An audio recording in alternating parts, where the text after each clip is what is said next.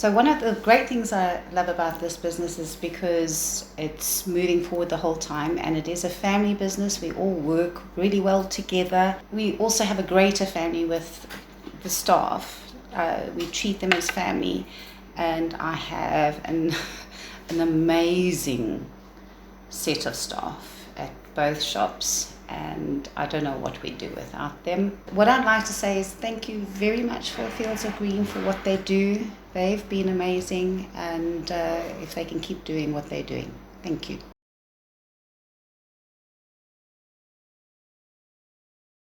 Hi everybody, my name is Tony Hinde, and I am the owner, so they say, of Windell Hydroponics, which we started a long time ago. When 1990. Well, it was before that. It was a hobby when we were still living in a caravan in Solari's Pass. I made lovely growing beds out of motorcar packing cases from Blackheath, and I decided to grow the most stupid plant I could do in Solari's Pass, which was a long, tall... Gladioli, that's right. And so what happened with the first wind, it just blew over. But anyway, be that as it may, we had it as a hobby for many years. My wife and I have been married for 53 years, and we're still doing hydroponics. But the actual sort of start of it was when I retired from the SABC, and In 1994.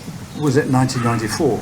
But then I said to you, do something that you know how to do. Yes, and you're passionate about. Yeah. So a friend and I started building NFT units made out of Marley guttering. This developed, and in the end I was building NFT units in my garage in Windell Street. I used to go every year to Johannesburg to the Gardenex exhibition, because the people in Johannesburg were more likely to spend money than the people in Cape Town. I was approached by some people who used to come up into my garage and say why they wanted to grow other plants, because I was telling everybody to grow vegetables. Tomatoes, lettuces. But in the end they wanted to grow dagga. But it grows cannabis beautifully. The NFT did, and then there were other systems that I designed and built using cocoa peat. And then I was supplying a nutrient mix to a small shop in, where was it? Lower Main Observatory. Yeah, Lower Main Road Observatory, that's right. We were two young guys, and long story short, they invited me to join them, and so we started selling stuff properly to all the people of Lower Main Road Observatory. And it was Trevor in charge. Yeah, that's right. Then, of course, there was the High Court ruling, which allowed people to grow dagga, and we grew and grew and grew, and eventually it got to the stage where it was too much for me, and I handed it over to my daughter, and she took it to the next level, and I think that is probably the proudest moment of my life, when she took it to the next level. We signed on as agents first. You must start off with the online. We competed against you. So we were the first agents Yes. that used to buy products for you at an Yes. agent price. And then Megan, I remember Megan used to, our first month I think we made 1,500 rand or something. Okay. Something ridiculous like that. And I remember it got to such, we grew pretty quickly, where Megan literally was every day running to the post office thing. We didn't have the courier guy or stuff like that. We used to package it up, and then Megan used to take it through to the South African post office, and she used to package up all these hydroponic goodies for the growers around That's right. South Africa. And at the same time, I went... And that was known as hydroponic.co.za. That was hydroponic. Yes. Yeah.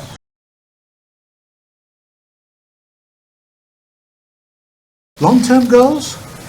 Well, our market has always been to the small grower. There are plenty of people with lots of money who cater for the commercial growers. I would like to see us selling more to the smaller people.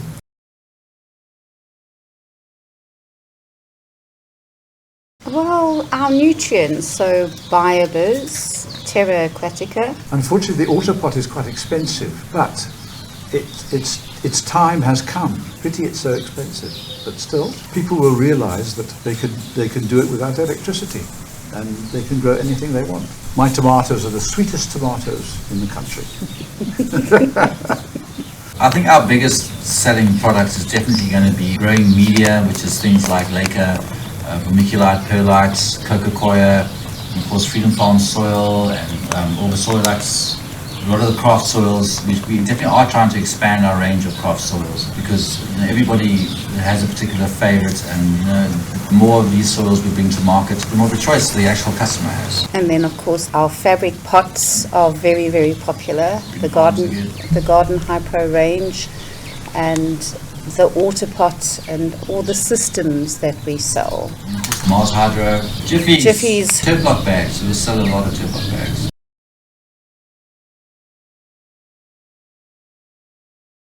I think it all comes down to when the government makes up its mind which way they're going to go. If they're going to go for a dispensary model, or if it's going to be highly regulated like the tobacco industry, or it's going to go into like more grow. I think they need to include the original growers and not just make it a money-grabbing thing. Make it an industry that will help the country and help the population. And I do feel that we are heavily involved in uplifting the rural growers. These women who have been growing cannabis for centuries. In the Transkei, for instance. In the Transkei, Swaziland, Eastern Cape. It's their livelihood, and their livelihood's kind of being destroyed by big cannabis because we have such amazing strains that are local to South Africa, and unfortunately they end up growing hybrids, and we're starting to lose a lot of the landrace, a lot of the landrace strains to bigger yielding or heavier yielding products. With the fact that these older strains are fantastic. I think they can. I mean, they can accommodate everybody. The big cannabis growers, the licensed growers, and the smaller growers, and the original growers. They can accommodate. It would be great if everybody could have a piece of the pie and not just a few.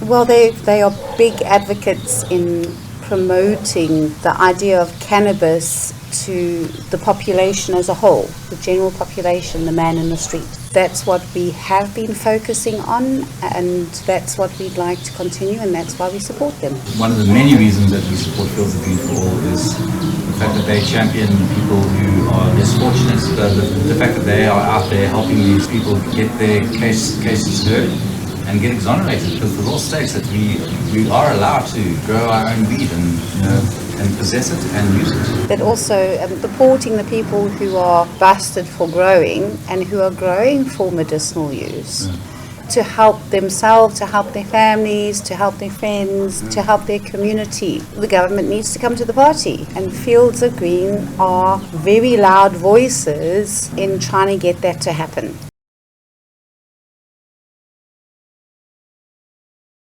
Every day is different. You meet such interesting people, you learn so much. There is so much still to learn about cannabis, but not just cannabis, also about other plants in general. And it's amazing growing. It's bringing us all back to nature. I think the best thing is meeting people and seeing the results that they show us from embracing, the sort of advice we give them when it comes to the nutrients they use or the way they set up their systems and stuff. I think the biggest joy I get is having a customer coming back a couple of months later and looks at his phone and just like, he's just so excited to show me the results, that he's actually garnered from our advice and the products that we supply. So to me, that's probably the biggest thing.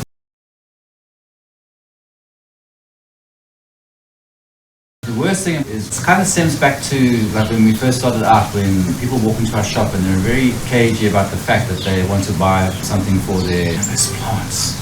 But it's nice to see that people are becoming more and more open to that now, and we get retirees coming in and they're trying out their first cannabis grow or even their first chili grow or something like that. Just the fact that they haven't really realized that we are open to that conversation, and we have to help them out regardless of the sort of plants that they grow. I remember one day I was in the shop and there were customers there, and two policemen walked in and the shop empty, woof, just like that. But the policemen wanted to buy some stuff to grow their cannabis. One of the worst things about it is that we sell vegetable seeds, but we cannot sell cannabis seeds. It's still illegal to sell cannabis seeds, and that I find is just unbelievable.